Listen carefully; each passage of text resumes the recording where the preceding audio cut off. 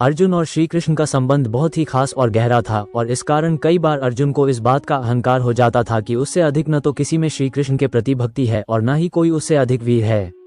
भगवान श्री कृष्ण ने अर्जुन का यह अहंकार कई बार तोड़ा और एक बार तो श्री कृष्ण के एक भक्त की भक्ति ने अर्जुन को बेसुध ही कर दिया था। क्या है पूरी कथा, चलिए जानते हैं। जब महाभारत का युद्ध समाप्त हुआ तो पांडवों ने अश्वमेध यज्ञ किया।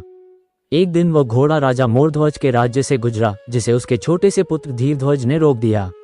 अर्जुन को जब ये बात पता चली तो वह अत्यंत क्रोधित हुआ और युद्ध करने निकल पड़ा।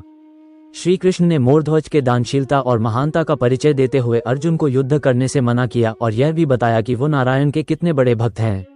लेकिन अर्जुन नहीं माना। राजा मोरध्वज का पुत्र धीरध्वज बालक था, लेकिन वह योद्धा के सभी गुणों से परिपूर्ण था और उसने अर्जुन को युद्ध में परास्त भी कर दिया। अर्जुन मूर्छित हो गया और वह बालक घोड़ा लेकर अपने पिता के पास चला गया। अर्जुन को जब होश आया तो उसने सामने श्री कृष्ण को पाया। उसे लगा ये अवश्य श्री कृष्ण की लीला होगी, अन्यथा एक छोटा बालक उसे कैसे हरा सकता है। श्री कृष्ण ने कहा कि मोरध्वज और उसके पुत्र से अर्जुन को युद्ध नहीं करना चाहिए था। वे अपनी भक्ति और पराक्रम से अर्जुन से जीते हैं क्योंकि वो नारायण के भक्त हैं। अर्जुन को इस बात पर यकीन नहीं हुआ कि उससे बड़ा और करीब कोई और श्री कृष्ण का भक्त हो सकता है।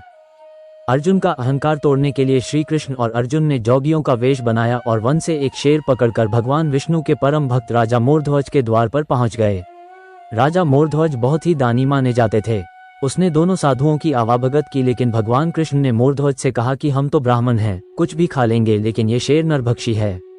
आपको इसका पेट भरने के लिए अपने पुत्र को आरी से चीरकर इसे खिलाना होगा और ऐसा करते वक्त आपके और रानी के आंखों से एक भी आंसू नहीं निकलने चाहिए। तुम अगर अपने इकलौते बेटे को अपने हाथों से मारकर इसे खिला सको तो ही हम तुम्हारा आतिथ्य स्वीकार करेंगे।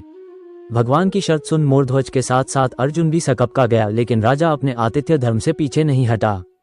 उसने अपनी पत्नी और पुत्र को इस बारे में बताया और वो दोनों भी राजा के सम्मान के लिए ऐसा करने के लिए तैयार हो गए। राजा रानी ने अपने हाथों में आरी लेकर पुत्र के 2 टुकड़े किए और सिंह को परोस दिया। शेर ने धीरध्वज का आधा शरीर ही खाया और जब रानी ने पुत्र का आधा शरीर देखा तो वो आंसू रोक ना पाए। जब श्री कृष्ण ने आंसू का कारण पूछा तो रानी ने कहा पुत्र का आधा शरीर भोजन के रूप में प्रयोग नहीं हुआ बल्कि शेष रह गया। ये देख उनकी आंखों से आंसू निकल गए। अर्जुन ये सब देखकर अपना सारा धैर्य खो चुका था। उसे एहसास हो गया था कि भगवान उसके गर्व को तोड़ने के लिए ये सब कर रहे हैं। वह भी श्री कृष्ण के आगे राजा की भक्ति देख नतमस्तक हो गया और श्री कृष्ण को दया करने कहने लगा। जब श्री कृष्ण भगवान ने अर्जुन का घमंड टूटते देखा तो उन्होंने मोरध्वज और रानी को अपने विराट स्वरूप का दर्शन कराया। जब भगवान ने वरदान मांगने को कहा तो राजा रानी ने मांगा कि प्रभु, आप कभी भी अपने भक्त की ऐसी कठोर परीक्षा न लें जैसी आपने हमारी ली है। भगवान ने उनकी प्रार्थना सुन ली।